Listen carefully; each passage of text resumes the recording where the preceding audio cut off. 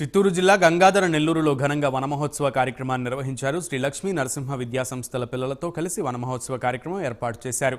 ఈ కార్యక్రమానికి Gangadhara Nellore Janasena incharge doctor పొన్న యుగంధర్ ముఖ్య అతిథిగా హాజరయ్యారు. మొక్కలు నాటి భావితరాలకు ఆక్సిజన్ కొరత లేకుండా చేయాలన్న డిప్యూటీ సీఎం పవన్ కళ్యాణ్ సూచనతో కార్యక్రమం ఏర్పాటు చేశామన్నారు. మొక్కలు నాటడం వల్ల రాష్ట్రంలో సమతుల్య వాతావరణం ఏర్పడుతుందని అన్నారు.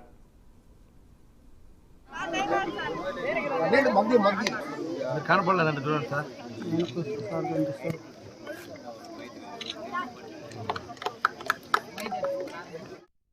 ఈ రోజు నుంచి జరిగే వన మహోత్సవాన్ని అద్భుతంగా మనం విజయవంతంగా పూర్తి చేయాలి.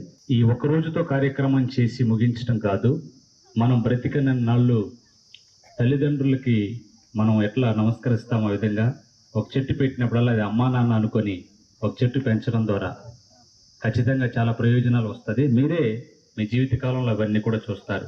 ఈరోజు ఉప ముఖ్యమంత్రి పవన్ కళ్యాణ్ గారు ఒక మంచి సందేశం కూడా ఇచ్చారు. పచ్చదనంతో ఈ రాష్ట్రం అంతా కలకల్లాడాలని, 29% ఉన్నటువంటి ఈ పచ్చదనం 50% మించాలని ఈ కూటమి ప్రభుత్వం కంకణం కట్టుకుంది. గత ప్రభుత్వాల్లో ఏం చేశారో మీరు చూశారు కళ్ళారా. ఈ ప్రభుత్వంలో ఖచ్చితంగా అడవులు బాగా ఎదగాలి, అడవుల్లో ఉన్న మొక్కలన్నీ ఎదగాలి. ఈ 29% ఉన్నటువంటి పచ్చదనాన్ని 50% పెంచేటువంటి దిశగా మన ఎన్డీఏ కూటమి ప్రభుత్వం ముందు ఒక మంచి నిర్ణయం తీసుకున్నారు. మీరందరూ కూడా సహకరించండి.